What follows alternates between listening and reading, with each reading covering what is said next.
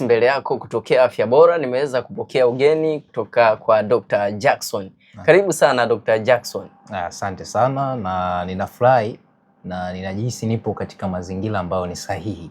Ambayo ni ofisi kiukweli inaweza ikatoa huduma ambayo kiukweli mtu kama atafanikiwa kuingia katika ofisi hii anaweza akatoka akiwa amepata matokeo kamili kabla ya kupatiwa hata matibabu.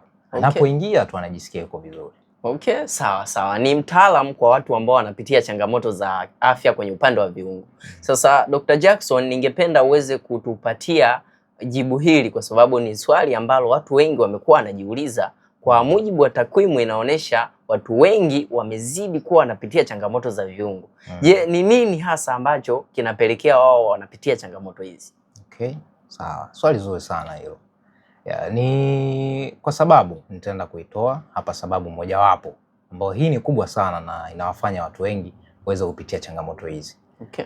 Kulingana na tafiti za Shirika la Afya Duniani WHO, zaidi ya wanawake 89% wanapitia changamoto za maumivu ya viungo, ikiwa ni kwa sababu ya kufika katika kipindi kinaitwa menopause. Hasa wanapofikia katika kipindi hicho huwa wanaanza kupitia maumivu ya viungo kwa sababu wakati wa usichana wao walikuwa wakipoteza kiwango kingi sana cha madini ambayo ni madini ya zinki, calcium na magnesium. Lakini tukija upande wa kina baba zaidi ya 50 mpaka 59 wanapitia changamoto hizi za maumivu ya viungo ni kwa sababu ya kufanya pengine shughuli ngumu, ikiwa pia ni kupoteza madini mengi sana katika mifumo yao ya mifupa hasa wanapokuwa katika upande wa shughuli zao. Na hii ipo pia vivyo hivyo kwa wanawake. Wanapokuwa katika shughuli za muda mrefu bila kupata mapumziko ya mwili, inawapelekea kuanza kutengeneza changamoto ya maumivu ya viungo. Unakuta mtu anafanya kazi ya kubeba vitu vizito, wakati mwingine kama dereva anakaa muda mrefu kwenye safari, anaanza kutengeneza shida katika mfumo wake wa mgongo. Lakini unakuta mwingine anasimama kwa muda mrefu au shughuli zake zinamfanya atembee kwa muda mrefu.